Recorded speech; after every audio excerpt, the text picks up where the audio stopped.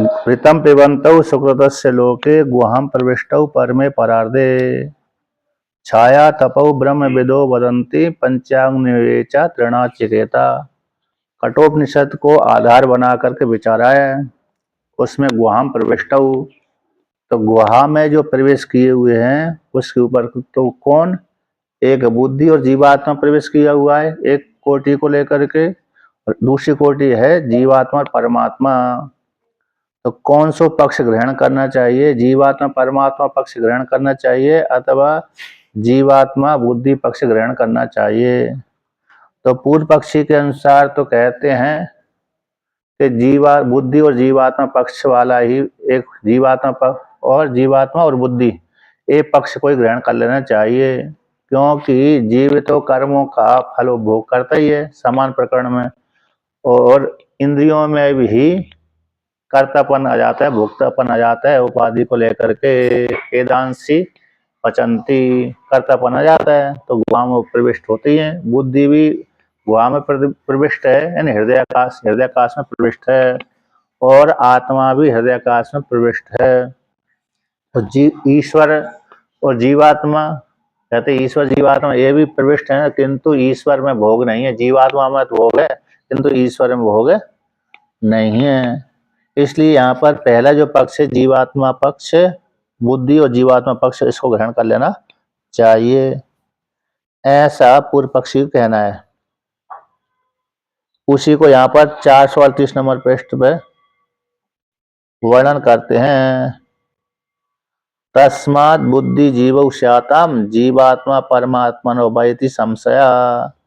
बुद्धि जी पक्ष होना चाहिए, बुद्धि जी पक्ष भी गुहाम प्रविष्ट हो, ये पक्ष भी है, और जीवात्मा परमात्मा पक्ष भी एक गुहा में प्रविष्ट है। वैति संशय हो जाने पर किम तावत प्राप्तम, क्या प्राप्त होता है?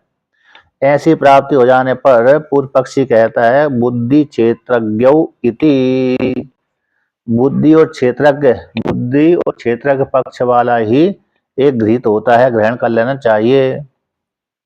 पहला पक्ष है बुद्धि और क्षेत्रज्ञ, यानी बुद्धि गुहा में प्रविष्ट है, हृदय का अशुभ जो गुहा है उसमें जो प्रविष्ट है वो बुद्धि और जीवात्मा, जो पहला पक्ष है उसको ही ग्रहण कर लेना चाहिए। कुता, किस प्रकार से? गुहाम प्रविष्टौ इति विशेषणात्, गुहा में प्रवेश किए हुए हैं, गुहा में प्रविष्ट हैं कौन? बुद्धि और क्षेत्रज्ञ, जीवात्मा और बुद्धि। अब उसी को विवरण करते हैं। यदि शरीरम गुहा यदि व हृदयम वहेता अपि बुद्धि क्षेत्रज्ञौ गुहाम प्रविष्टौ उपपद्येते। तो गुहा शब्द से क्या लेना चाहिए कि शरीर को भी गुहा बोलते हैं, अथवा हृदयाकाश को गुहा, हृदयाकाश को गुहा मानो अथवा शरीर को गुहा मानो। तो शरीर के भीतर भी बुद्धि और जीवात्मा प्रवेश की हुई है, अथवा हृदयाकाश उसके भीतर भी कौन? जीवात्मा और बुद्धि प्रवेश करते हैं। हृदय मांसपिंड का जो हृदय है ना, उसके भीतर जो आकाश है उस आकाश में बुद्धि भी प्रविष्ट हुई है और जीवात्मा भी। और शरीर रूप जो गुहा है उस शरीर रूप गुहा के भीतर जीवात्मा और बुद्धि तो प्रवेश किया हुआ है। सारी इंद्रिय शरीर के भीतर तो इंद्रिय भी है तत्त गोलकों में, और जीवात्मा तो है ही है। इसलिए चाहे शरीर रूप गुहा मान लिया जाए चाहे हृदय रूप गुहा मान लिया जाए, तो दोनों ही प्रकार से बुद्धि और जीवात्मा प्रवेश कर जाते हैं। तो दो वहता अपि, वो दोनों प्रकार के पक्षों को लेकर के, यानी हृदय रूप पक्ष को लेकर के तो शरीर रूप पक्ष को लेकर के, ये जो पक्ष है इसमें दोनों प्रकार से प्राप्त हो जाता है। तो इसलिए तो बुद्धि क्षेत्रज्ञ, बुद्धि और क्षेत्रज्ञ ये दोनों ही गुहा में प्रविष्ट इस प्रकार से उत्पन्न हो जाता है। न च सति संभवे सर्वगतस्य ब्रह्मणो विशिष्ट देशत्वं युक्तम कल्पितुम। जब इस प्रकार से जीवात्मा और बुद्धि की प्राप्ति हो गई गुहा में प्रविष्ट, तो उसी प्रकार से जीवात्मा परमात्मा की प्राप्ति हो जाएगी, क्योंकि जीव और परमात्मा भी तो हृदय देश के भीतर उत्पन्न हो जाता है, यानी प्रविष्ट कर जाता है। तो पूर्व पक्षी कहता है ऐसी प्राप्ति हो जाने पर, जीवात्मा और बुद्धि की प्राप्ति हो जाने पर, किंतु सर्वगत जो ब्रह्म है, कौन है? सर्वगत ब्रह्म का तो विशिष्ट देशत्वम युक्त कल्पितुम न युक्तम, कि परमात्मा है हृदय के भीतर प्रवेश किया हुआ है, अथवा परमात्मा शरीर के भीतर प्रवेश किया हुआ है परिच्छिन्न देश में, ऐसी कल्पना करना ठीक नहीं है परमात्मा के विषय में। जीवात्मा के विषय में तो कल्पना करना ठीक है, क्यों? जीवात्मा परिच्छिन्न कहलाता है, उपाधि कारण, और बुद्धि भी परिच्छिन्न। ये तो परिच्छिन्न देश में रह सकते हैं, किंतु परमात्मा के विषय में तो ऐसे ही आता है श्रुति में कि परमात्मा कैसा व्यापक है ना। तो परमात्मा जब व्यापक है तो फिर विशिष्ट देश शब्द की कल्पना करना उसकी ठीक नहीं है, परिच्छिन्न देश में रखना उसके लिए ठीक नहीं है। यद्यपि पहले वर्णन कर दिया था भगवान भास्कर ने दृष्टांत द्वारा, जैसे भगवान अयोध्यापति जो राम है, वसुधापति है, अयोध्यापति जो राम ज्योति हैं, कैसे पूरी पृथ्वी के पति हैं, फिर भी एक देश में निवास करते हैं। एक देश में उनका क्या कर दिया जाता है? उपदेश कर दिया जाता है, बता दिया जाता है, बोल दिया जाता है। क्यों? कहाँ के हैं? अयोध्यापति। यद्यपि पृथ्वीपति हैं, पृथ्वीपति राम जी को अयोध्यापति प्रयोग कर दिया जाता है। राम जी कहाँ रहते हैं? अयोध्या में निवास करते हैं। यद्यपि हैं पृथ्वीपति, क्योंकि पृथ्वी संपूर्ण पृथ्वी के राजा थे वो उस काल में, इसलिए संपूर्ण पृथ्वी के राजा होने पर भी उनको बोल दिया जाता है राम जी कहाँ रहते हैं? अयोध्या में रहते हैं, अयोध्या में उनका निवास है, इसलिए अयोध्यापति कहलाते हैं। उसी प्रकार पहले तो उपासना के लिए ब्रह्म को भी, यद्यपि ब्रह्म व्यापक है फिर भी ब्रह्म की उपलब्धि कहाँ होती है? हृदय देश में उपलब्धि होती है, ऐसी पीछे कल्पना की थी, वर्णन किया था इस प्रकार से। तो ऐसी प्राप्ति हो जाने पर कहते हैं यहाँ पर विशिष्ट देश की कल्पना करना ब्रह्म के लिए ठीक नहीं है। विशिष्ट देश की कल्पना करना ठीक नहीं है, क्योंकि विशिष्ट देश जीवात्मा में तो प्राप्ति हो रही है, इसलिए ईश्वर की प्राप्ति करने की क्या आवश्यकता है। अब उसी को और आगे कहते हैं कि सुकृतस्य लोके,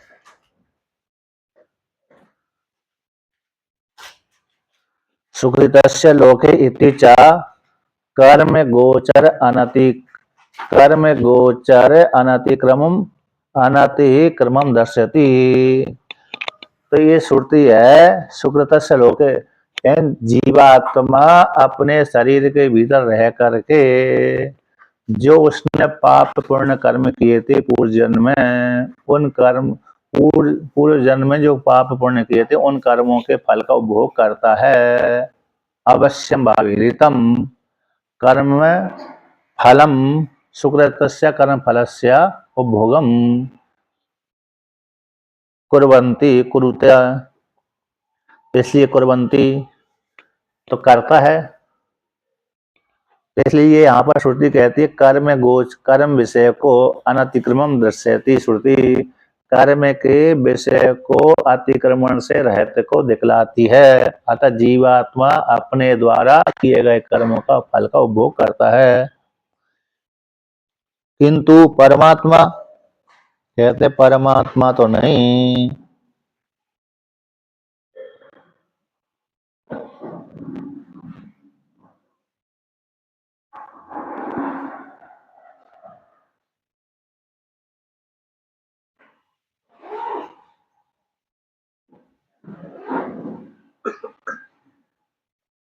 यहाँ पर कहते परमात्मा तो न सुकृतस्य व दुष्कृतस्य व गोचरे वर्तते। तो परमात्मा तो सुकृत व अथवा दुष्कृत विषय में सेवन नहीं करता, सुकृत विषय का अथवा दुष्कृत विषय का सेवन नहीं करता, न वर्तते, क्योंकि परमात्मा न पुण्य करता है न पाप करता है। इसलिए श्रुति कहती है न कर्मणो वर्धते नो कन्यान इति श्रुते है। जब परमात्मा ना तो पुण्य कर्म से वृद्धि को प्राप्त होता है और ना ही पाप कर्मों से ह्रास को प्राप्त होता है। यानी पाप कर्मों के द्वारा ह्रास को प्राप्त भी नहीं होता परमात्मा, और पुण्य कर्मों के द्वारा वृद्धि को प्राप्त भी नहीं होता। इसलिए परमात्मा सुकृत दुष्कृत विषय का सेवन नहीं करता, किंतु जीवात्मा सुकृत और दुष्कृत दोनों प्रकार के विषयों का सेवन करता है। छाया आतपौ इति च चेतन अचेतनयोर निर्देश से उपपद्यते। क्योंकि छाया और आतप ये दृष्टांत है। जैसे धूप और छाया में भेद है, विलक्षणता है, उसी प्रकार से चेतन और अचेतन को लेकर के ही उत्पन्न हो जाता है ना। ये छाया और आतप जैसे परस्पर विरुद्ध हैं, उसी प्रकार से ये दृष्टांत आया है। चेतन अचेतन को लेकर के ही निर्देश मान लेना ठीक है। चेतन अचेतन विषयक निर्देश उपपद्यते उत्पन्न हो जाता है इस प्रकार से। क्योंकि जैसे छाया आतप में विलक्षणता है, भेद है, उसी प्रकार से बुद्धि और जीवात्मा में भेद है, विलक्षणता है। किंतु जीवात्मा परमात्मा में, क्योंकि जीवात्मा परमात्मा तो कैसे हैं, समान धर्म वाले हैं, चेतन धर्म वाले हैं। तो चेतन धर्म वाले होने से विलक्षणता नहीं आ रही, भेद नहीं आ रही, इसलिए छाया आतप दृष्टांत उसमें ठीक नहीं बैठ रहा। किंतु जीवात्मा और बुद्धि में छाया आतप दृष्टांत ठीक ठीक बैठ रहा है।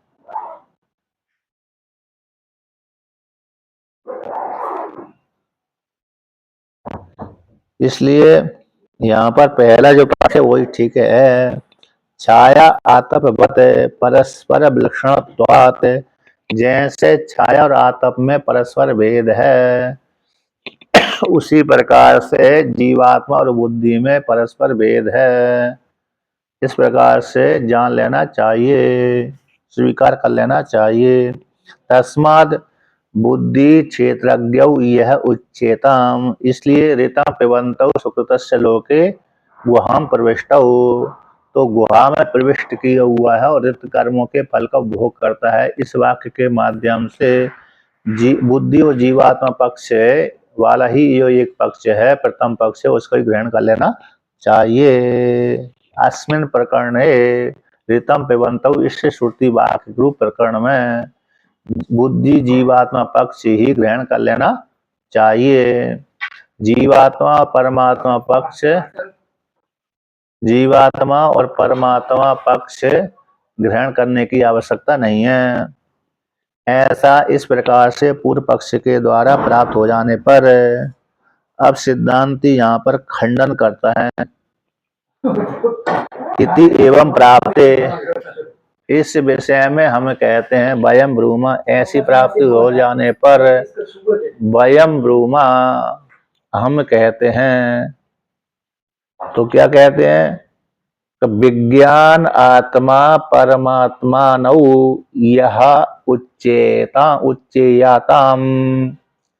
जीवात्मा और परमात्मा जो दूसरा पक्ष है, और वही पक्ष ही ऋतम पिबन्तौ सुकृतस्य लोके गुहाम प्रविष्टौ परमे परार्धे छाया तपौ ब्रह्म विदो वसंती पंचाग्नये च तृणाचिकेता।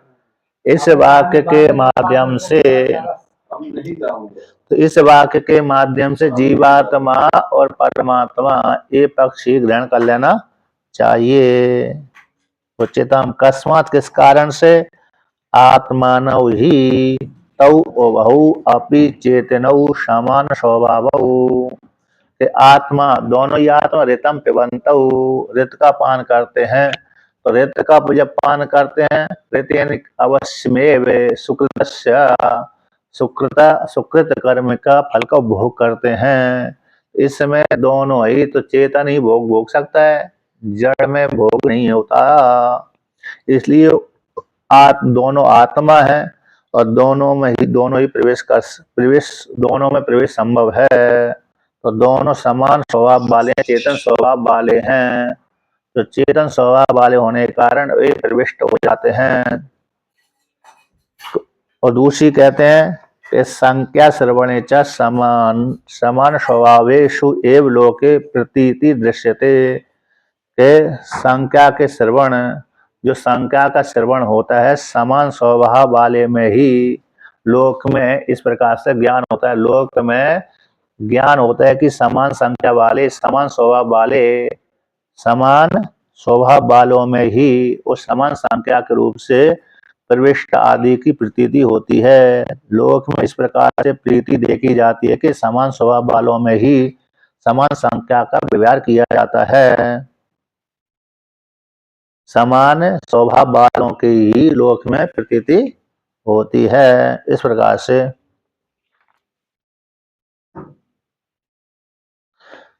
तथा च लोके द्वितीयस्य अंतरंग अंतरंग जातीय मत्व दर्शनात् जीवस्य द्वितीयस्य चेतनत् एव सूत्रार्थ। टीका में आया कि लोक में द्वितीय जो व्यक्ति है अंतरंग जाति मत्व देखी जाती है। तो जैसे चेतन जीव चेतन आत्मा है उसी प्रकार चेतन जीवात्मा भी है। तो दोनों चेतनों की, दोनों अंतर जाति वाले दोनों चेतन और चेतन की, दोनों चेतनों की, जीवात्मा परमात्मा की साथ साथ समानता देखी जाती है। तो लोक में प्रतीति देखी जाती है। तो उसी को यहाँ पर कहते हैं अस्य गौर द्वितीयो अन्वेष्टव्य इति युक्ते गौरेव द्वितीयो अनुइष्यते न अश्वा पुरुषो वा। जैसे किसी ने कहा एक बैल हरा गया, एक गाड़ी में एक गाड़ी में दो बैल जोड़ते हैं, अथवा किसानी जब करता है किसान तो दो बैलों को जोतता है। तो एक बैल हरा घूम गया, मतलब वहां से भाग गया, एक बैल तो है दूसरा बैल नहीं है। तो कहते हैं द्वितीय गाय को, द्वितीय गोत्र को अन्वेषण कर लेना चाहिए, द्वितीय बैल को ले आइए। तो द्वितीय बैल को लाने के लिए यहाँ पर है, ऐसा नहीं बोलता कि द्वितीय अश्व को ले आइए, बल्कि द्वितीय बैल को ले आता है। एक बैल तो है लेकिन एक बैल को लेकर द्वितीय को ले आइए, तो द्वितीय कौन आएगा? क्योंकि प्रसंग कौन सा चल रहा है वहां पर, किसानी का। तो खेत में जोतने के लिए बैल ही चाहिए, वहां पर अश्व आदि नहीं चाहिए। इसलिए वहां पर कहते हैं द्वितीय अन्वेष्टव्य द्वितीय गो अन्वेष्टव्य, द्वितीय गाय को अन्वेषण करना चाहिए। मतलब पहला गाय था यानी बैल था, तो द्वितीय जो बैल भाग गया था उसको ले आओ, जिससे गाड़ी मतलब जुआ आदि में, गाड़ी आदि में जोतना है।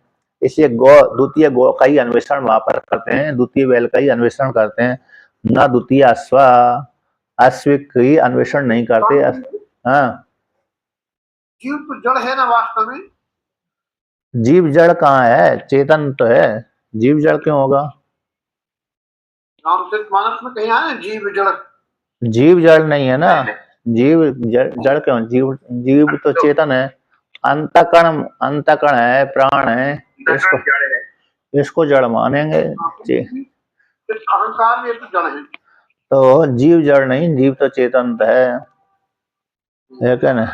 इस प्रकार अब तो यहाँ पर कहते हैं, इसलिए यहाँ पर न अश्व न पुरुषोवा, पुरुष का भी अन्वेषण नहीं, क्योंकि बैल और पुष्प, बैल यानी अश्व और बैल का गौ का संबंध नहीं होता। यानी एक ही गाड़ी में अश्व नहीं जोड़ सकते, अश्व और बैल एक साथ साथ नहीं जोड़ सकते। और फिर अश्व पुरुष तो पुरुषों के साथ रह सकता है, बैल आदि के साथ है, अश्व आदि के साथ है। इस प्रकार से वहां पर समान रूप से खींच नहीं सकता।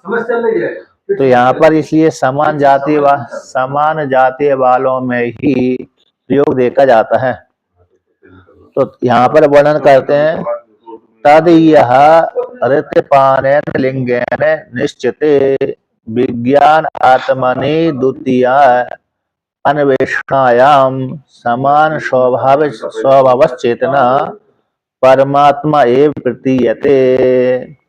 तो यहाँ पर वर्णन किया इसलिए तद यह अस्मिन् प्रकरण में ऋतम पिबन्तौ सुकृतस्य लोके इस वाक्य में ऋतपान रूप लिंग के माध्यम से कि जीवात्मा ने जो कर्म किए थे पुण्य अथवा पाप वो निश्चित रूप से भोगना ही पड़ता है।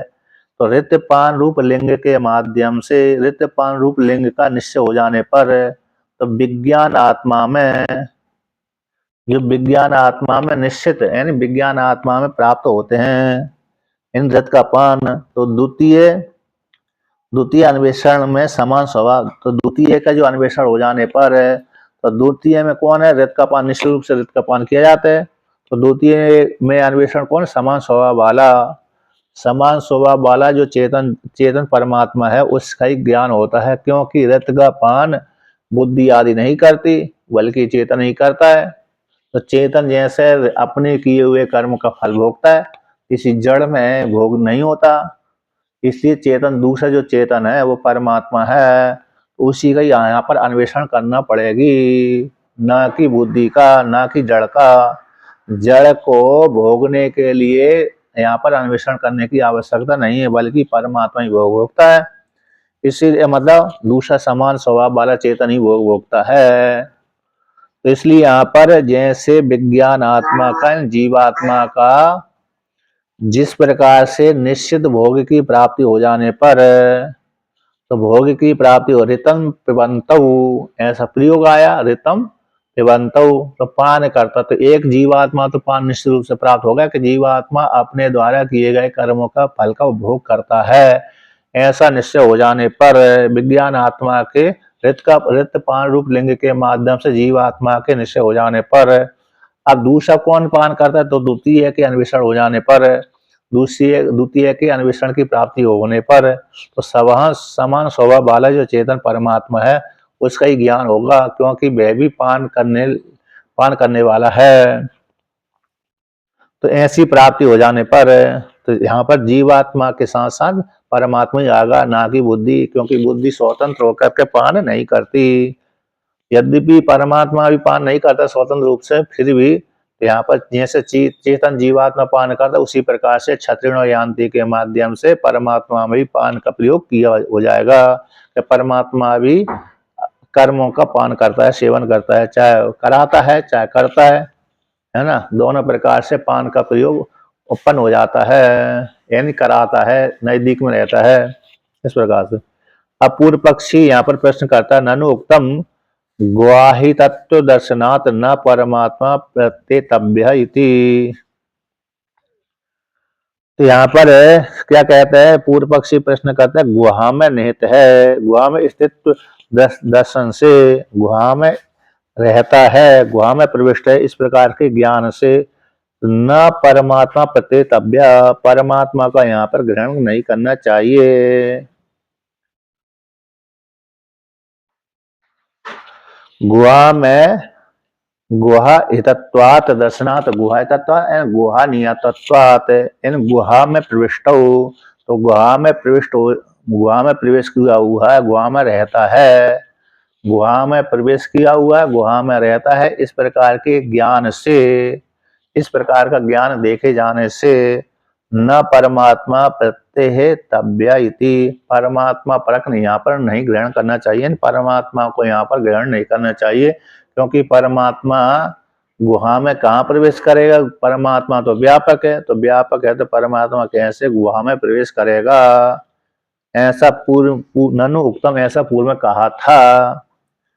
पूर्व सिद्धांती पूर्व पक्षी की वाणी उठा कहता है कि भाई गुहा में स्थित हुआ है, गुहा में प्रवेश किया हुआ, ऐसा जो देखा जाता था, तो इसलिए जीवात्मा तो गुहा में प्रवेश कर जाता है, बुद्धि प्रवेश कर जाती है, किंतु परमात्मा तो व्यापक है, वो परमात्मा कैसे गुहा में प्रवेश करेगा, इसलिए परमात्मा को नहीं ग्रहण करना चाहिए, ऐसा जो आपने पूर्व में कहा था। तो हम कहते हैं गुहा तत्व दर्शनात् ए परमात्मा प्रत्येतव्य इति बदामा, तो गुहा में स्थित रहता है, गुहा में प्रवेश किया हुआ, इस प्रकार ज्ञान से तो यहाँ पर परमात्मा ही स्वीकार कर लेना चाहिए। हम यहाँ पर कहते हैं वयम बदामा, हम ऐसा मानते हैं, गुहा ही तत्व दर्शनात्, गुहा में प्रविष्ट हुआ है परमात्मा, जैसे जीवात्मा प्रविष्ट हुआ है ऐसे परमात्मा ही प्रवेश हुआ है। गुहाय तत्व दर्शनात्, इस वाक्य के माध्यम से परमात्मा परक ही इसको ले लेना चाहिए, परमात्मा ही स्वीकार कर लेना चाहिए, क्योंकि परमात्मा प्रवेश किया हुआ है। इति बदामा, क्यों? उसमें पूर्व पक्षी कहता है क्यों भाई? क्योंकि गुहाय तत्वम तु श्रुति स्मृतिषु असकृत परमात्मना एव दृश्यते। क्योंकि गुहा है तत्व गुहा में निवास करता है, गुहा में रहता है, गुहा में प्रविष्ट किया हुआ है। इस श्रुति में भी स्मृति में बार बार परमात्मा का ही बोध कराते हैं। तो परमात्मा कहाँ रहता है? गुहा में। परमात्मा की उपलब्धि कहाँ होगी? हृदय रूप हृदयाकाश में। श्रुति में भी आता है ना? परम हृदयाकाश में कौन प्रवेश किया हो? कि परमात्मा। तो श्रुति में भी प्रविष्ट है, श्रुति में भी आता है कई बहुत जगह, और स्मृति में भी आता है। इसलिए गुहा तत्व गुहा में निहित रहता है, गुहा में स्थित रहता है, गुहा में उपलब्धि होती है परमात्मा की। श्रुति में और स्मृति में बार बार, सकृतन एक बार, असकृतन बार बार। परमात्मना एव दृश्यते, परमात्मा परक ही देखा जाता है। परमात्मा बुद्धि गुहा में प्रविष्ट हुआ है। इस प्रकार से तो उसी को श्रुति वर्णन करती है। गुहाहितम गहवरिष्ठम पुराणम। तो परमात्मा गुहा में निहित है, अवस्थित है। गहवरिष्ठम, गहवर इष्टम यानी स्थितम। गहवर बोलते हैं अनेक समुच्चय वाले स्थान में, इकट्ठे वाले स्थान में, ढेर वाले में। तो जहाँ पर है परमात्मा, काम है, क्रोध है, लोभ है, मोह है, अनेक प्रकार की वासना है। इस प्रकार के समुच्चय के भीतर परमात्मा स्थित है, इनसे घिरा हुआ परमात्मा है। अविद्या, अस्मिता, राग, द्वेष, अभिनिवेश पंच क्लेशों से घिरा हुआ है, पंच कोशों के भीतर अवस्थित है। इस प्रकार ऐसा जो पुराने चिरंतन परमात्मा है, इस प्रकार से गुहा में स्थित गहवरिष्ठम यानी अनेक प्रकार के कलुषित विचारों के भीतर, अनर्थों के भीतर, संकटों के भीतर परमात्मा अवस्थित है, घिरा हुआ है। यो वेदा निहितम गुहायाम परमे व्योमन।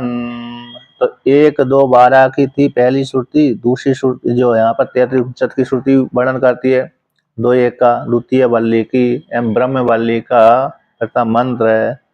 यो वेदा, जो इस प्रकार से जानता है कि निहितम इन अवस्थितम, कहाँ पर अवस्थित है?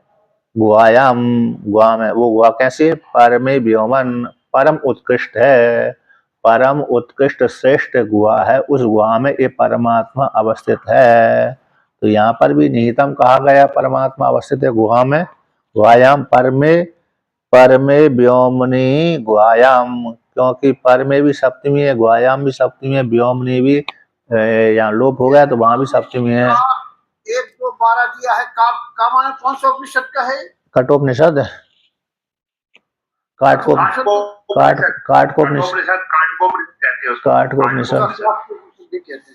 तो इसलिए तो 33 उपनिषद काठकोपनिषद, कठोपनिषद है। तो यहाँ पर भी गुहायाम परमे व्योंस एक ही श्रुति है, मतलब एक ही वो है विभक्ति, सप्तमी। ऐसे परम उत्कृष्ट श्रेष्ठ आकाश में है। कट शाखा है, कट शाखा, कतमा शाखा, का शाखा, कट शाखा। तो इस प्रकार तो यहाँ पर वर्णन करते हैं। तो ऐसा बुद्धि गुहा में स्थित है। तो ऐसे जो बुद्धि गुहा में परमात्मा अवस्थित है, इस परमात्मा को जो जानता है, तो जानने वाले के सारे जो परमात्मा को, अनादि पुरुष परमात्मा को जान करके हर्ष शोक जाति, हर्ष शोक से को त्याग देता है, नष्ट कर देता है, पार कर जाता। परमात्मा को जान करके हर्ष शोक से रहित हो जाता है, अथवा हर्ष शोक को नष्ट कर देता है, त्याग देता है। अब इस प्रकार से दूसरी भी स्मृति भी है कि आत्मानम अन्विच्य गुहाम प्रविष्ट इत्यादिषु, कि तुम आत्मा को जानो। किसको जानो? अपनी आत्मा की खोज करो। आत्मानम अन्विच्छ, आत्मा की तुम खोज करो। कहाँ पर करें खोज? गुहाम प्रविष्टम, जो गुहा में प्रविष्ट की हुई आत्मा है उसको तुम खोजो, पीछा करो। अनु इच्छा, अनविच्छा खोज करो, अन्वेषण करो। अनविच्छा बोल देते हैं खोज, अन्वेषण। आचार्य के वाक्यों को सुन करके, शास्त्र और आचार्य के वाक्यों को श्रवण करके उन शास्त्र आचार्य के वाक्य के ऊपर विचार करो। विचार के माध्यम से उस आत्मा को खोजो। वो कहाँ प्रविष्ट हुई है? गुहा में, बुद्धि रूप गुहा के भीतर प्रविष्ट हुई है। ऐसी उस आत्मा को तुम जानो, अपरोक्ष साक्षात्कार कर लो।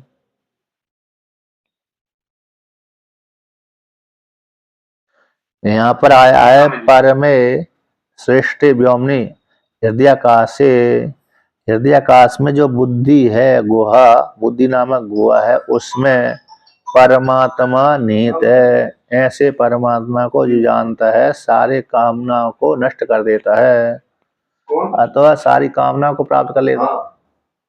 इस प्रकार से मिला है ना, यही लाके तो आप ही दिए थे ना तीनों जन को। अब कहते हैं नहीं, तीनों जन को यही लाके आप ही दिए। सर्वगतस्य अपि ब्रह्मणः उपलब्धि अर्थो देश विशेष उपदेशो न वृद्ध्यता इति एतद अपि उक्तम एव। कि सर्वगत ब्रह्म का, सर्वगतस्य ब्रह्मणो, सभी जगह गया हुआ ब्रह्म का उपलब्धि के लिए देश विशेष का उपदेश कोई विरोध नहीं है। जैसे भगवान विष्णु व्यापक हैं, व्यापक होने पर भी उनकी उपलब्धि के लिए, उपासना के लिए शालिग्राम शिला बोल दिया। भगवान कहाँ है?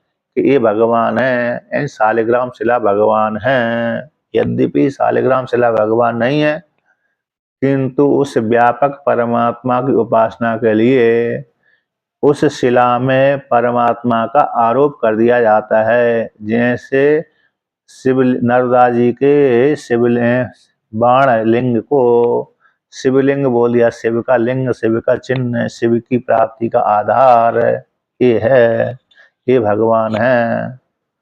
तो व्यापक परमात्मा सभी जगह गया हुआ है, इसलिए एक देश में भी उसकी उपलब्धि हो जाती है। उपलब्धि के लिए उसको बता दिया है कि यहाँ पर परमात्मा प्राप्त होगा।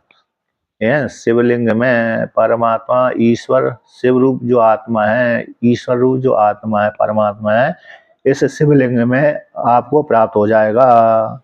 ये शिवलिंग परमात्मा है, ये शालिग्राम शिला परमात्मा है। इसलिए उपासना के लिए, उपलब्धि के लिए देश विशेष की मंदिरों में बैठी हुई जो मूर्ति है वो मूर्ति परमात्मा है। यानी उस मूर्ति की पूजा करने से परमात्मा की पूजा हो जाती है।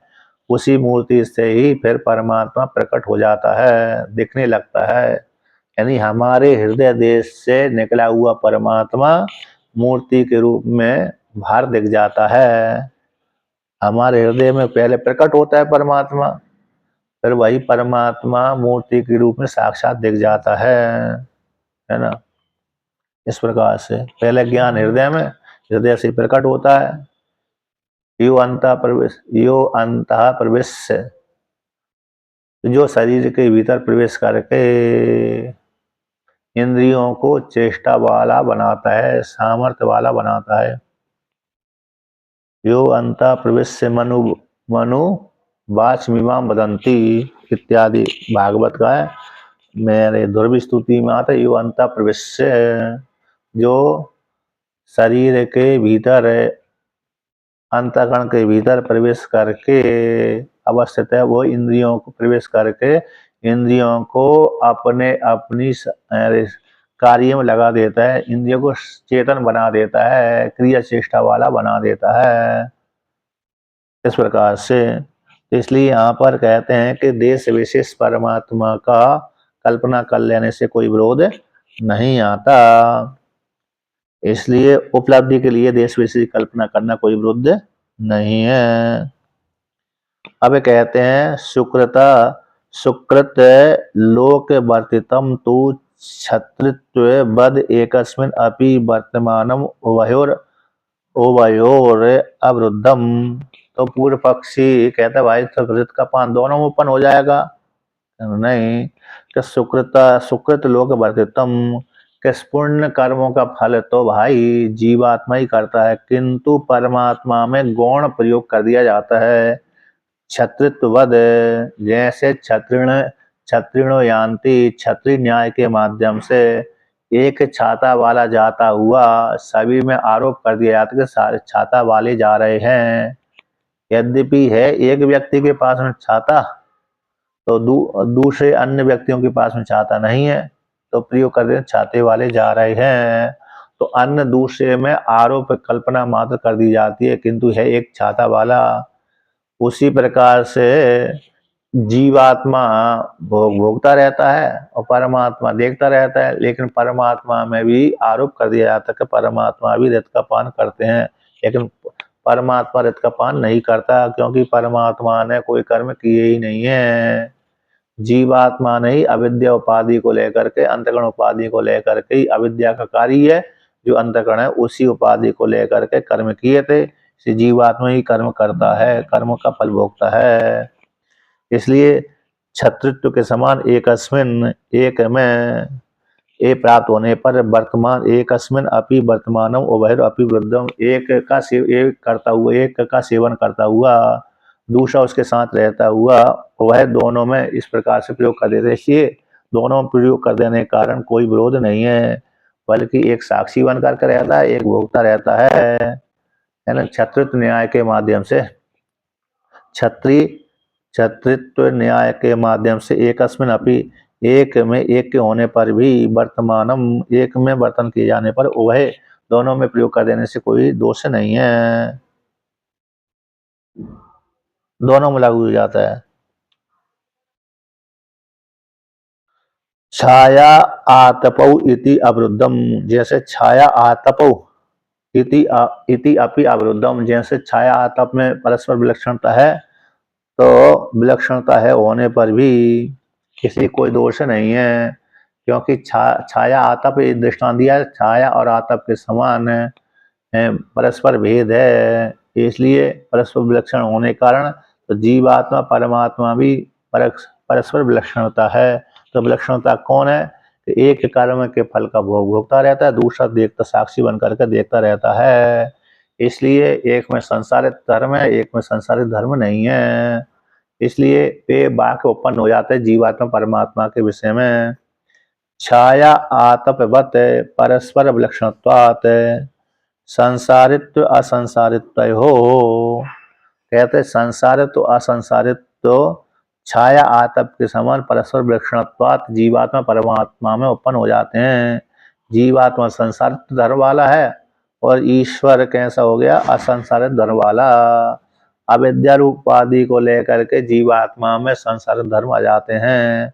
अविद्या रूप उपाधि से रहते जो परमात्मा है उसमें संसार धर्म नहीं आता, इसलिए परस्पर विलक्षणता है आ जाती है छाया आतप के समान। इसलिए अविद्या कृतत्वात् संसारित्वस्य, जीवात्मा में जो संसारित्व धर्म है अविद्या को लेकर के है। पारमार्थिकत्वात् च असंसारित्वस्य, किंतु परमात्मा का तो असंसारित्व उसका पारमार्थिक स्वरूप है। असंसारित्वस्य पारमार्थिकत्वात् च, परमात्मा का पारमार्थिक रूप से तो जीवात्मा का कैसे असंसारित्व ही है।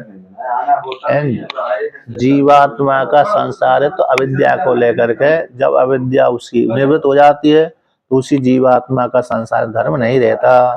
तो जीवात्मा का असंसारित्व उसका वास्तविक है, पारमार्थिक स्वरूप है। तस्मात् विज्ञान आत्म परमात्मनौ गुहाम प्रविष्टौ गृह्यते। तो यहाँ पर वर्णन करते हैं तस्मात् इसी हेतु से विज्ञानात्मा और परमात्मा दोनों ही गुहा में प्रविष्ट हुए हैं, इस प्रकार से गृहीत होता है। यानी जीवात्मा परमात्मा रूप जो पक्ष है उस पक्ष में ही वो पक्ष प्राप्त हो जाता है कि जीवात्मा परमात्मा ही गुहा में प्रविष्ट किए हुए हैं, है ना। इस प्रकार से ये वर्णन कर दिया। तो जो पहला पक्ष था जीवात्मा और बुद्धि, ये पक्ष इसका खंडन हो गया। जीवात्मा और परमात्मा जो पक्ष है वो ओम नमो नारायण जी। तो जीवात्मा और परमात्मा जो जो पक्ष है वो पक्ष से प्राप्त हो गया। तो आत्मा परमात्मा दोनों ही गुहा में प्रविष्ट हुए हैं, यानी ये बुद्धि रूप गुहा में जो उपलब्धि है आत्मा की होती है। इस प्रकार से प्राप्ति के लिए, ज्ञान के लिए, साधन के लिए, तो यहाँ पर उपास्य कौन है? परमात्मा ही उपास्य है। गुहाम प्रविष्ट इस वाक्य के माध्यम से परमात्मा की उपासना की जाती है। इस प्रकार से वर्णन किया है ना। और भी कहते हैं कि कुतश्चा विज्ञान आत्मा परमात्मा न गृह्यते, और किस हेतु से जीवात्मा और परमात्मा का ग्रहण होता है, और किन किन हेतुओं के माध्यम से गुहा में प्रविष्ट हैं। इस वाक्य के माध्यम से जीवात्मा परमात्मा का ही ज्ञान होता है, किस और कौन कौन हेतुओं के माध्यम से। तो सूत्र का पाठ करते हैं। विशेषणाचा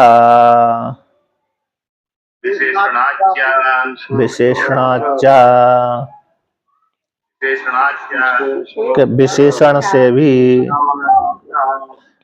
ये विशेषण से भी प्राप्त होता है। तो क्या विशेषण है? के जीवात्मा परमात्मा, अर्थात जीवात्मा ने ज्ञान मार्ग के माध्यम से परमात्मा की प्राप्ति कर लेते हैं। तो विशेषण होने से, इस हेतु से भी कि सो अधुना पारम आपनोति तद विष्णु परमं पदम अध्यात्म योग अधिगमेन देवम मत्वा धीरो अर्थ शोकौ जाति इत्यादि इन वाक्यों के माध्यम से सब जीवात्मा जो संसार मार्ग है, अधुना मार्ग है, संसार मार्ग से पारम उत्कृष्ट जो परमात्मा है उस परमात्मा को आपनोति प्राप्त कर लेता है। वो कौन है? तद धाम, तद विष्णु परम पदम, वो विष्णु का परम पद है। ऐसा विष्णु का जो परम पद है, विश्ली व्याप्त धातु से विष्णु शब्द बनता है, तो व्यापक परमात्मा का जो पद है उस पद को वो प्राप्त कर लेता है। और अध्यात्म योग के माध्यम से शरीर में रहने वाला जो परमात्मा है, जीवात्मा परमात्मा के साथ एकीभूत करके तत्व और त्वम पद का शोधन करके ज्ञान के माध्यम से तत्व त्वम का शोधन करके, और जिसमें इंद्रियों को सारे भारत देश से हटा करके विषयों का त्याग करके, है ना। तो इस प्रकार से त्याग करके और गंतव्य रूप से, तो इस परमात्मा को जान करके देवम मत्वा, देव को जान करके जीव साधक विद्वान जो धीर बुद्धि विद्वान है, हर्ष शोक जाति, हर्ष और शोक दोनों का त्याग कर देता है इत्यादि वाक्य के माध्यम से। इसलिए तो जीवात्मा परमात्मा को प्राप्त कर लेता है। इन वाक्यों के माध्यम से यहाँ पर जीवात्मा गुहा प्रविष्ट इस वाक्य में तो जीवात्मा परमात्मा गृहीत होता है।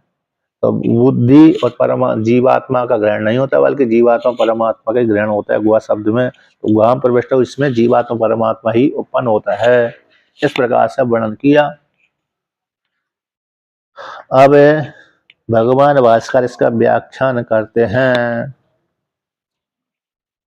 कि विशेषणम चा, विशेषण गंत्री गंतव्य आदि लिंगम। विशेषण क्या है? एक गमन करने वाला है, एक गंतव्य है, एक प्राप्त करने योग्य है, एक प्राप्त करने वाला करता है। इस पर तो प्राप्त करने वाला करता किसको प्राप्त कर रहा है? अरे परमात्मा अपने स्वरूप को ही। इस प्रकार से तो विज्ञान विशेषम चा विज्ञान आत्मा परमात्मनोर एव संभवती। विज्ञान आत्मा जीवात्मा परमात्मा दोनों इस प्रकार से संभव है, दोनों का ही यहाँ पर गुहा प्रविष्ट संभव है। क्यों? उसमें आगे देते हैं श्रुति, आत्मानम रथिनम विद्धि शरीरम रथमेव तु इत्यादि न परेण ग्रंथेन रथी रथादि रूपक कल्पनाया विज्ञान आत्मानम रतिनम संसार मोक्ष मोक्षयोर गंतारम कल्पयति श्रुति। यहाँ पर आत्मा को तो रति जानो, उस शरीर को रथ जानो। तो रथी रथ में बैठ करके, रथी यानी जीवात्मा जो रति है, और रथ कौन होगा? शरीर। शरीर रूप रथ में बैठ करके जीवात्मा शास्त्र आचार्य के उपदेश को सुन करके संसार सागर से पार हो जाता है। तो रथी इस प्रकार से आत्मा को रति जानो, शरीर को रथ जानो इत्यादि वाक्य के माध्यम से आगे का जो ग्रंथ है, तो आगे ग्रंथ कौन सा है? 1-3-3 का है। तो इस प्रकार से 1-3 पहले प्रसंग चल रहा था, 1-2 का 1-2 के प्रसंग में आया था वो, है ना। 1-2 का प्रसंग था।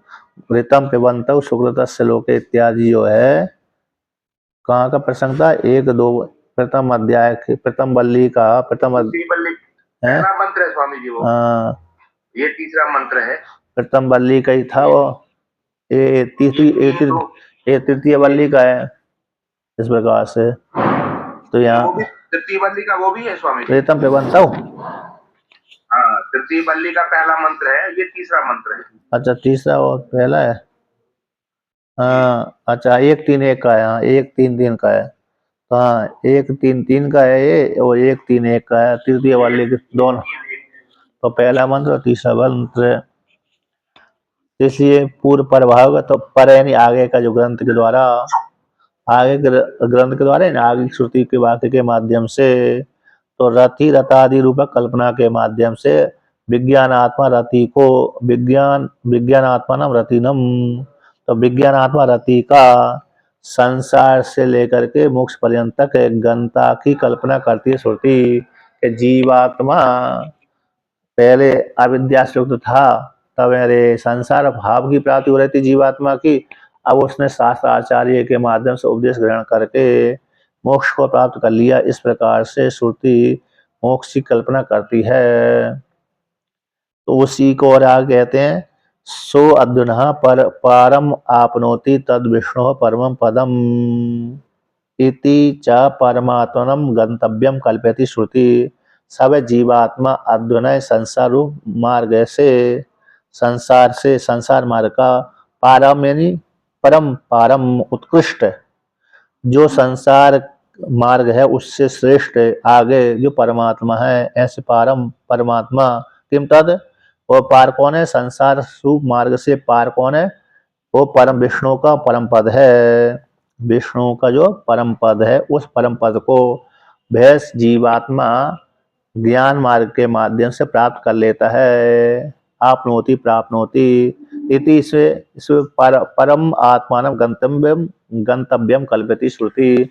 तो परमात्मा गंतव्य प्राप्त करने के योग्य इस प्रकार श्रुति कल्पना करती है। तो पहली श्रुति आत्मानरतिनम शरीरम रत में तो इत्यादि वाक्य के माध्यम से तो जीवात्मा गंता की कल्पना करती है इस वाक्य में। और सो अद्युनः पारम आपनोति तद विष्णु परम पदम 1-3-9 की श्रुति परमात्मा गंतव्य रूप परमात्मा की कल्पना करती है। एक गंता है, एक गंतव्य है, इस प्रकार से श्रुति वर्णन करती है। तथा तम दुर्दशम गूढ़म अनुप्रविष्टम गुहायितम गहवरिष्ठम पुराणम अध्यात्म योगादिगमेन देवम मत्वा धीरो हर्ष शोकौ जहाति इति पूर्वस्मिन् अपि ग्रन्थे मंत्री मंतव्यत्वेन एतौ एव विशेषितौ।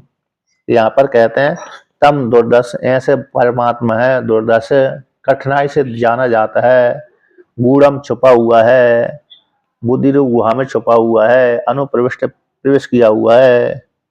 तो जो छुपा हुआ है माया से आवृत है, माया में प्रविष्ट हुआ है, माया से आवृत और माया में प्रविष्ट हुआ है, गुहायित के द्वारा बुद्धि रूप गुहा में अवस्थित है, अनेक संकटों से घिरा हुआ है, काम क्रोध लोभ मोह आदि संकट उससे घिरा हुआ है। ऐसे जो परमात्मा गहवरिष्ठम पुराणम वहां पर अवस्थित है, ऐसा चिरंतन परमात्मा गूढ़ में छुपा हुआ है, अनुप्रविष्ट माया में प्रवेश किया हुआ है, और गूढ़म माया से आवृत, गूढ़म शब्द का अर्थ किया टीका में माया से आवृत है, और दुर्दर्श शब्द का अर्थ किया है दुर्ज्ञानम, उसको जानना बड़ा कठिन है, जिनका अंतःकरण दूषित तो उनके लिए तो जानना बड़ा कठिन है। ऐसे उस परमात्मा को जो गूढ़ है माया से आवृत है, अनुप्रविष्टम माया, तो माया में माया अनुप्रविष्टम, तो माया में प्रवेश किया हुआ है, माया के माध्यम से गुहा इतलम, गुहा में बुद्धि गुहा में अवस्थित है ना। तो गहवरिष्ठम शब्द का अर्थ हो गया यानी अनेक प्रकार के संकटों से घिरा हुआ है, अनेक प्रकार के संकटों से घिरा हुआ है, इसलिए परमात्मा पुराण चिरंतन है।